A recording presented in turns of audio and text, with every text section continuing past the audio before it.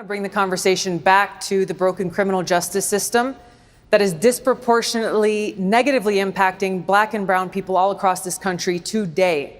Now, Senator Harris says she's proud of her record as a prosecutor and that she'll be a prosecutor president, but I'm deeply concerned about this record. There are too many examples to cite, but she put over 1,500 people in jail for marijuana violations and then laughed about it when she was asked if she ever smoked marijuana. She blocked evidence. She blocked evidence that would have freed an innocent man from death row until the courts forced her to do so. She kept people in prison beyond their sentences to use them as cheap labor for the state of California. And she fought to keep cash bail system in place that impacts poor people in the worst kind of way. Thank you, Congresswoman. Senator Harris, your response? Never in a million years I would have thought that they were going to charge me for Sell's murder. I never talked to no detective, no police officer, no DA, nobody. Just arrested and then charged? Arrested and charged, that's it. Was the first time you saw Kamala Harris in person the day that the verdict was issued? She showed up at the two most pivotal times in this first trial, and me being convicted and me being sentenced. She wanted to be present for a celebration of a conviction. That's what it felt like, celebration? A celebration, that's what it felt like. The reactions I get when I tell people my story is, they say it's the worst nightmare. You know, it's the closest thing to dying.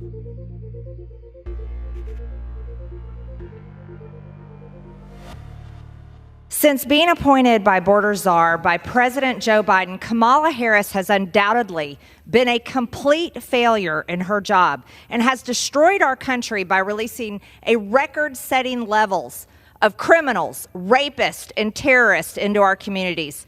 Despite the attempts of the fake news media to whitewash her appointment as border czar, as Axios correctly reported, and they're now lying and say they never did, she was in fact labeled a border czar by nearly every major news outlet across the country. Border czar Kamala Harris said, "Do not come," yet proudly welcomed 11.5 million illegals from over 160 countries, including over 2 million known gotaways who completely evaded U.S. authorities. She stood by and allowed these people to come in and idly watched our children and women being raped by illegal alien criminals. She's not just allowing them to come. The policies of the administration allow the CBP One app to import over 400,000 illegals into American communities. Under her watch as border czar, this has happened. She can fake it for the photo ops, but we know that Kamala Harris wholeheartedly supports the chaos at our border, the chaos in our streets, and the chaos in the families who have been victims of her open border policies. If you like San Francisco politics, you gotta love Kamala Harris. Going back to March 24th, 2021, Joe Biden appointed Kamala Harris the border czar. In fact, here's the transcript of what Joe Biden said that day about his newly minted border czar, Kamala Harris. Quote, "I can think of nobody who's better qualified to do this.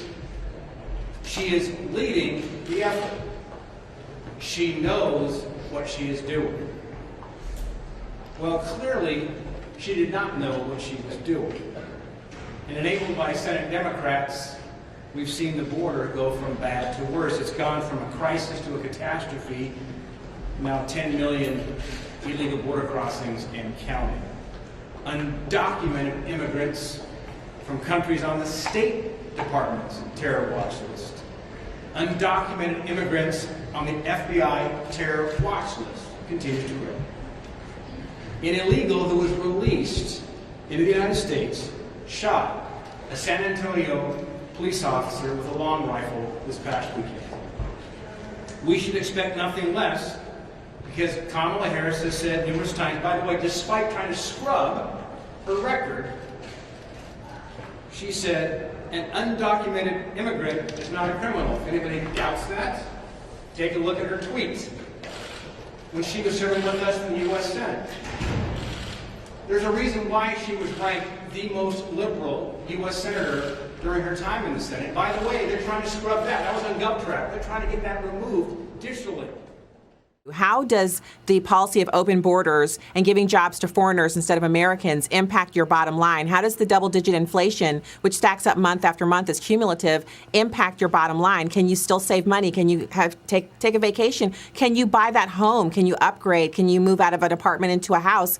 These are very real impacts. Anton described them well. And I think when I find people that only want me to address my life as if I get up every morning and say, what am I going to do today because I'm black? They don't understand me. I'm a human being. I'm a mom. I'm a wife. I'm just somebody's mom on the radio. I'm just somebody's mom on Laura Ingraham tonight for the first time. Thank you.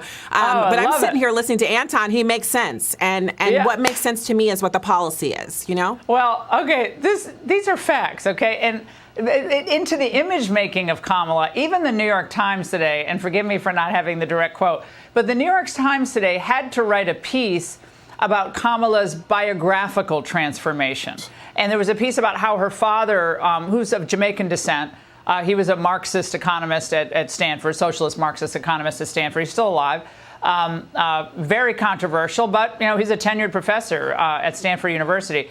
That she never really talked much about him, that he's kind of a footnote in her biography. But then she leans into it, Anton, and President Trump spoke about this with me. She leans into it, I guess, for her political benefit. Absolutely. And I think that identity politics is the play.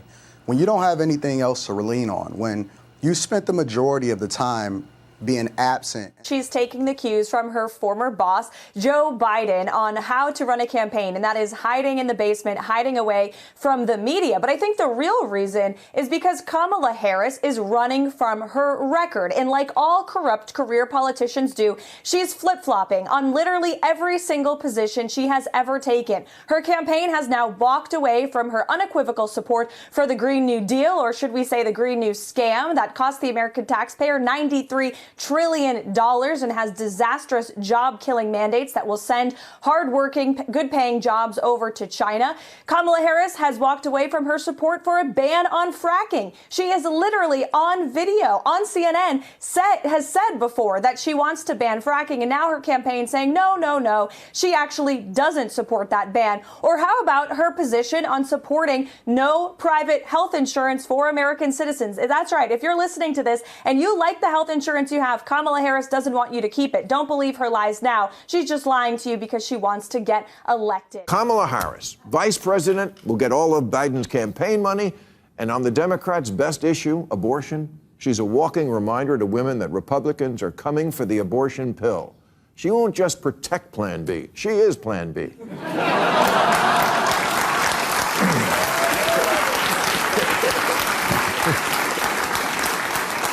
And as a former prosecutor, Kamala was putting criminals in jail back before liberals decided that was a bad thing. And now that CVS is locking the shaving cream behind plexiglass, Democrats are coming around to her again. Harris would be the first woman president, first black woman president, and first Asian president. But I don't vote for who will be the first. I vote for who will win. And for whatever reason, Harris has never been popular. You can count the number of delegates she won in the 2020 primaries on one hand, as long as that hand has no fingers.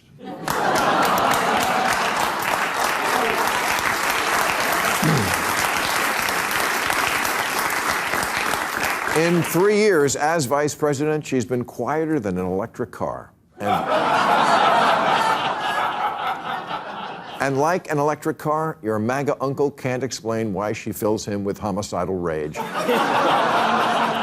She just does. Sometimes life isn't fair. It's not fair that she's not popular. She's intelligent and accomplished, and in fact was put in charge of the border. And look at how...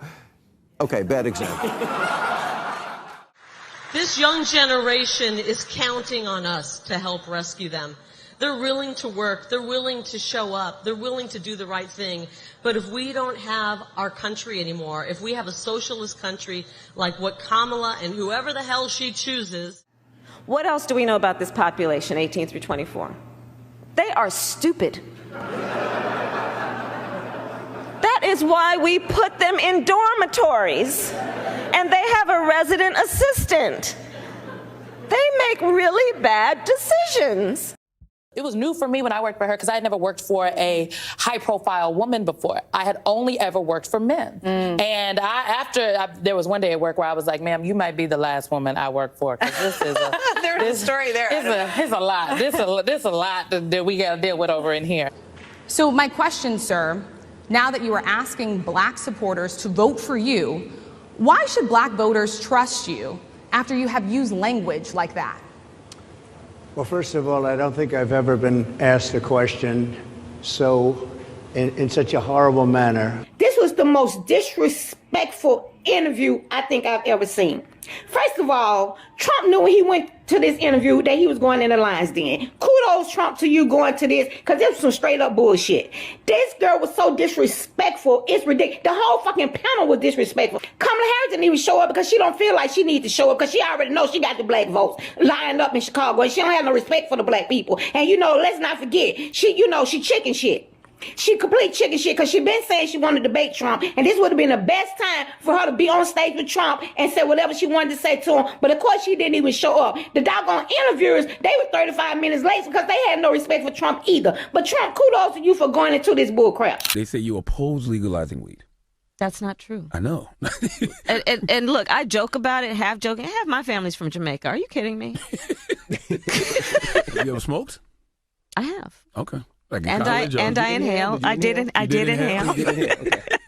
Among the people that were upset by it, her dad, Donald Harris, from Jamaica, an economics professor at Stanford University, says this: "My dear departed grandmothers, as well as my deceased parents, must be turning in their grave right now to see their family's name, reputation, and proud Jamaican identity being connected in any way, jokingly or not, with the fraudulent stereotype of pot-smoking, joy-seeking, and in pursuit of identity politics." Man, what a blast at his daughter who wants to be the next president. No kidding. He added, and he had sent this statement to Jamaica Global Online. He said, "Speaking for myself and my immediate Jamaican family, we wish to categorically disassociate ourselves from this travesty."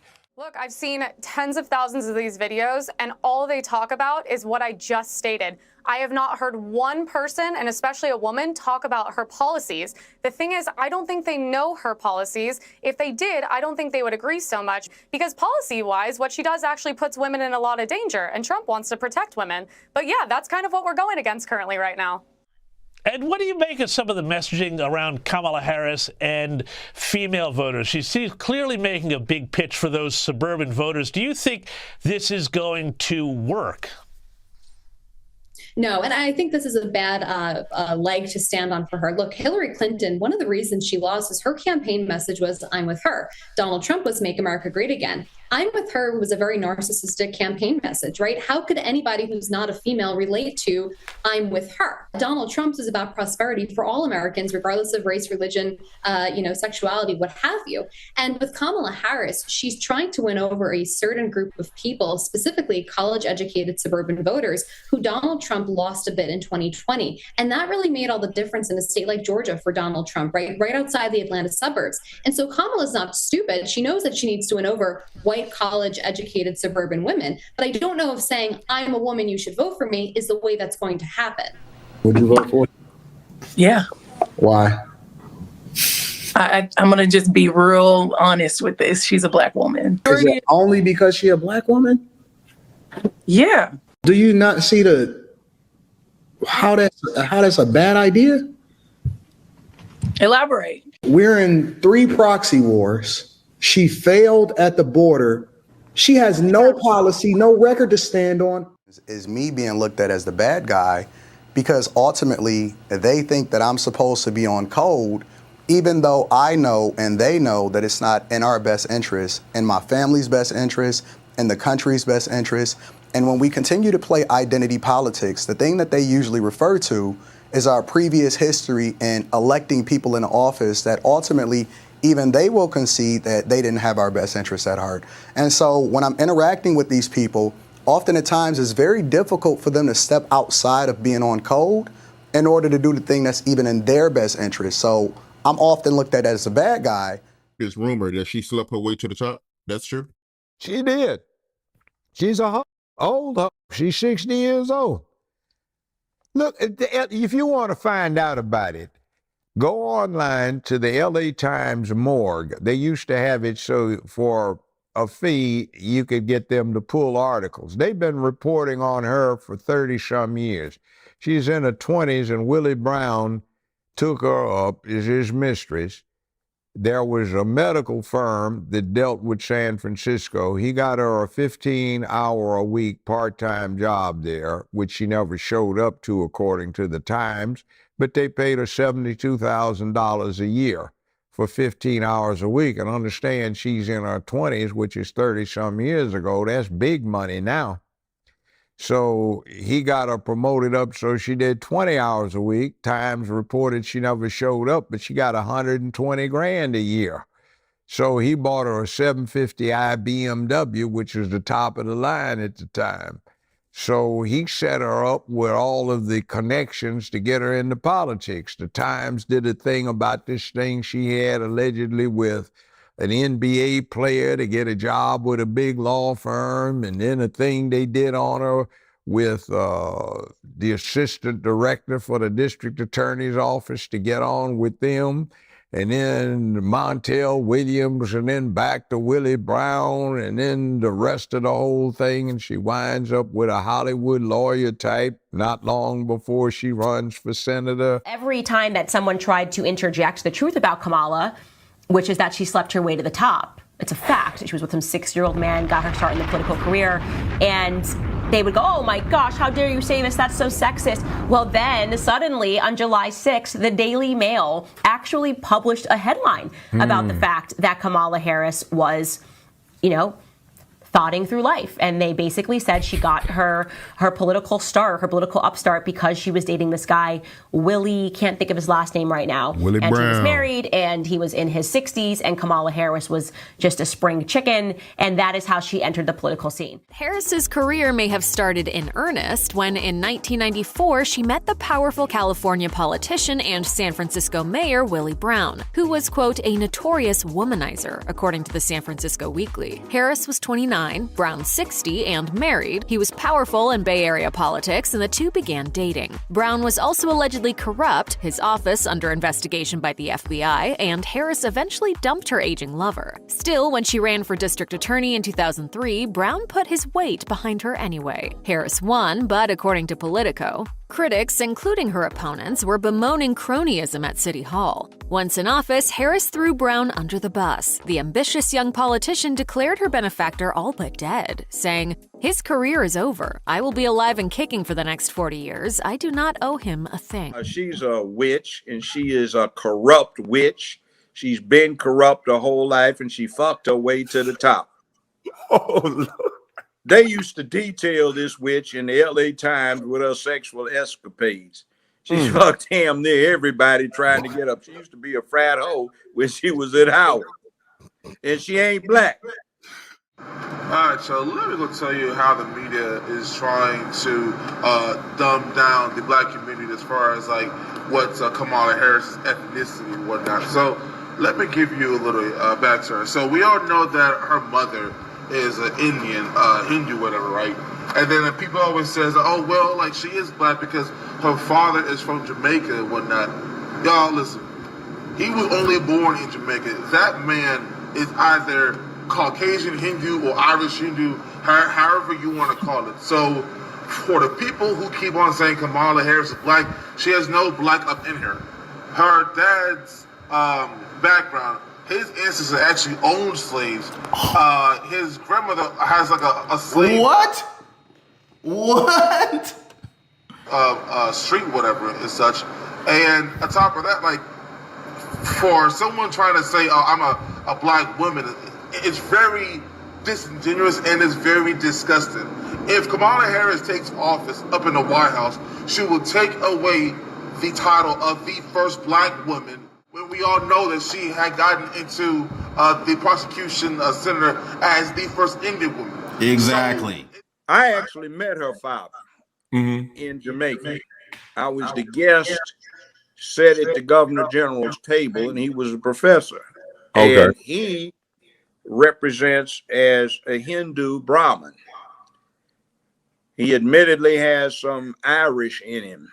Mm-hmm. All right. The person that Kamala Harris is saying is her black great grandmother is, in fact, according to Daddy, in an article he wrote, which has now been cleaned up on the online edition of that magazine, was a Hindu house servant, not a black woman. Hello, welcome. This is One India News, and I am Akash.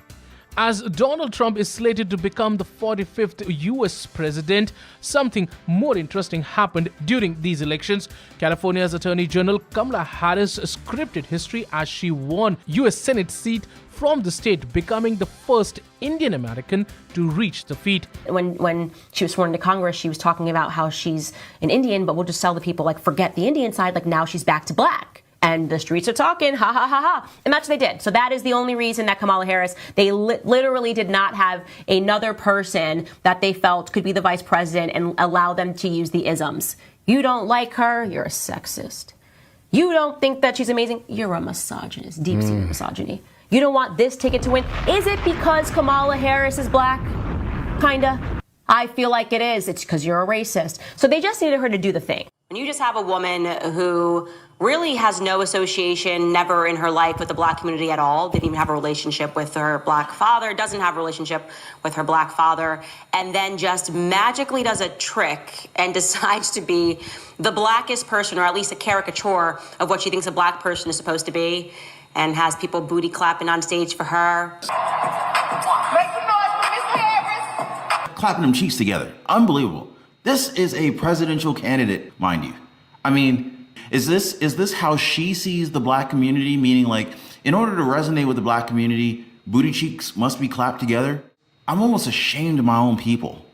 I mean, granted, okay, I get it. A free concert, Meg Thee Stallion, Quavo, you know, Migos, whatever. But it's like, come on, guys. Like, you cannot be pandered to. You can't, I mean, like, this is an embarrassment to the culture, in my opinion. I mean, look at it. Most of these women that she locked up for the truancy problems were black women.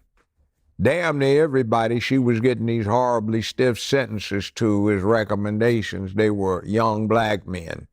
What wound up happening, all of these people she withheld information on that could have exculpated them so they wouldn't have been found guilty, they were black men. She was particularly harsh in the way black men got treated when they came through the system that she had prosecutorial preeminence in. You see, she set up no programs to come up with work alternatives. She set up no programs to deal with rehabilitation.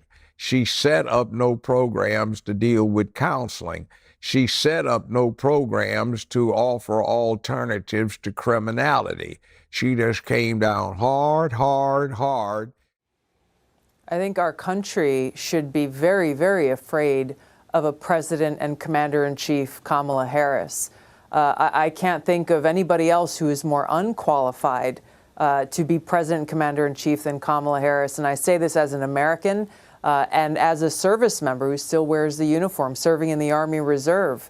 This would be absolutely disastrous for the country, but it would also just be a continuation of what we've seen with Joe Biden's foreign policy and how he's carried himself as commander-in-chief. Because the reality is, and you know this well, Jesse, is that whether it's Joe Biden or Kamala Harris, it's going to be the very same unelected people behind the scenes who are pulling the strings and making our foreign policy decisions that have been disastrous for our country and undermined our national security and pushed us closer to the brink of nuclear war and nuclear Armageddon. I think, Kamala Harris is the party of war. She's a war hawk. The Democratic Party was always the peace party. Kamala Harris is a war hawk on Ukraine. She's a war hawk on China.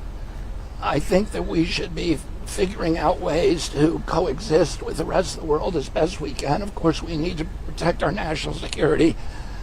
I think she's not going to do anything about the national deficit. I've never heard her speak about the chronic disease epidemic, I think she's a product of the corporate control of our democracy. and she's one of the authors of, in terms of civil rights, she has one of the worst civil rights record of any public official. I'm not necessarily saying I'm looking for an apology, but some acknowledgement from her that she could have messed up would be, of course, that'd be huge. You could have made some mistakes. You could have missed some things. For me, it was a big miss. You know, I had life in prison. I've met people in prison that was wrongfully convicted. I want my story to be out to provoke reform ultimately. The bottom line is, Senator Harris, when you were in a position to make a difference and an impact in these people's lives, you did not. And worse yet, in the case of those who were on death row, innocent people, you actually blocked evidence from being revealed that would have freed them until you were forced to do so. There is no excuse for that. And the people who suffered under your reign as prosecutor, you owe them an apology. I was the first person, the first candidate running for president at that time, and really the first person, even when you count the mainstream media, to actually call her out and question her very simply, as you pointed out, question her on her record that she said she was proud of as Attorney General. This is important to point out because it's a sign of what we should expect here for the next 3.5 months in this election, that the media is going to continue to push out fluff stories about her. They are not going to seriously and honestly examine her record. They're going to treat her with kid gloves. And even worse yet, create this new false narrative about who Kamala Harris is and to try to reshape her record. So we should be very clear-eyed about that, because as you said, what I found there, as you and your researchers probably found, it wasn't very hard to look at her record and what she's claiming to be proud of. We know what these guys are about. We know what Kamala Harris is about. We know what Joe Biden's about. We've been living this nightmare for 3.5 years. It only took them 3.5 years to take an America that was in great shape and practically destroy us. And guess what, guys? We have 3.5 months to save it. How many of you are ready to save this country? Right. That's right. That's right.